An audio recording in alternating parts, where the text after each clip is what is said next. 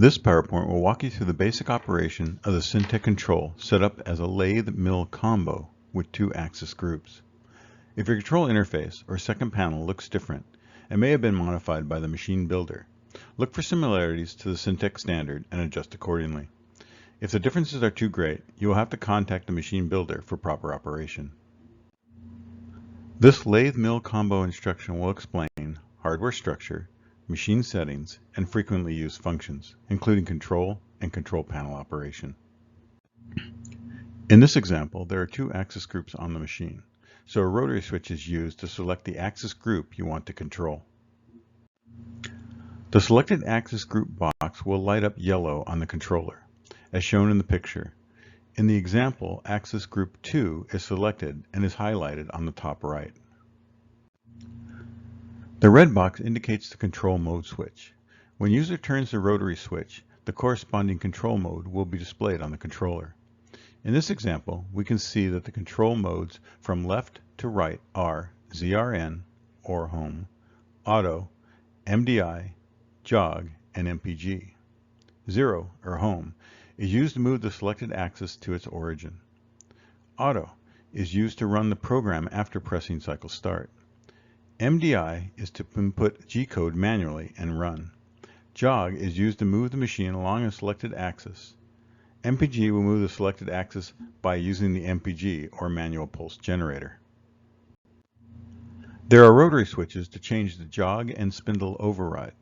Adjust these switches to increase or decrease the speed at which the spindle rotates or the speed the axis will move. Set according to whichever situation you are comfortable with, and to make adjustments to the cutting speeds and feeds that are appropriate for the material you are cutting. Machine coordinates were set by the machinery manufacturer. Absolute coordinates are the reference coordinates for the CNC program. Relative coordinates is the distance from a defined reference point. Distance to go represents the distance between the current position and the destination in the NC file command. There are different ways to control the chuck.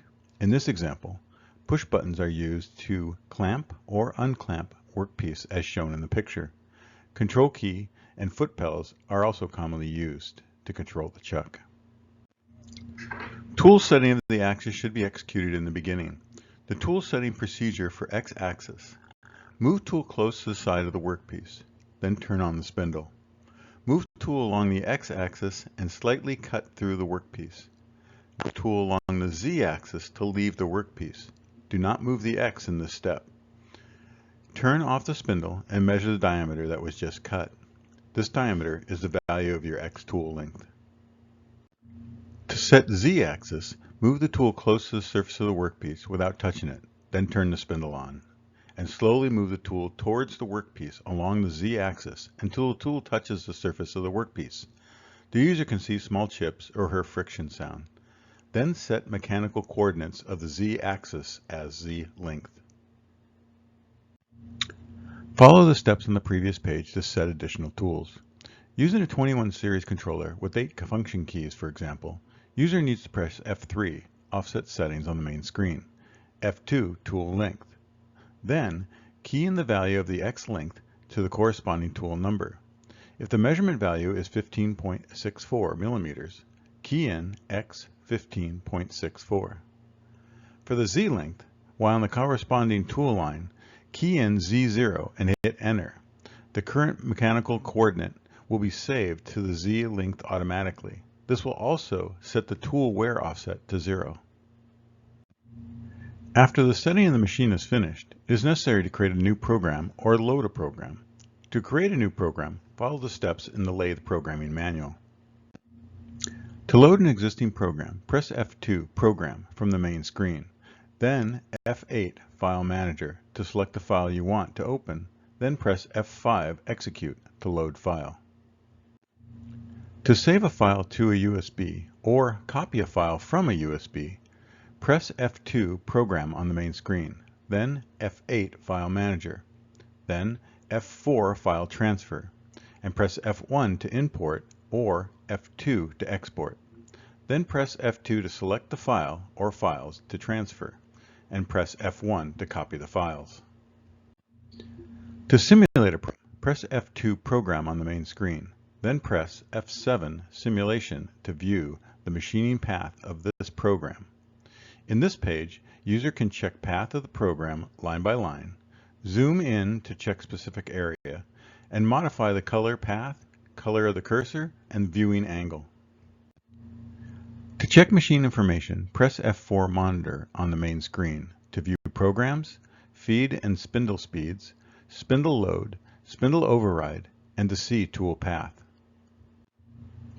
Press F4 again and you can check the G-code status of the machine in real time. Press F4 again to view the accumulated runtime, line number, parts count, set parts required, and the spindle status. When the process is interrupted due to an unexpected event, such as a tool break or a power failure, and is required to return to a specific line of the program, the user needs to use the Tool Break Handler program function. To use this function, find line number and key it into the Start Block window, then press Enter, and press F1 OK when the pop-up window shows. Program will go to the line which the user keyed in, then press Cycle Start to resume from that line. The tool break handling program depends on parameter 3851. When the value is 0, program will directly start from the designated line with the current MSTG status. When the value is 999900, software will completely scan program and update MSTG codes. This takes the longest time, but can completely recover machine status.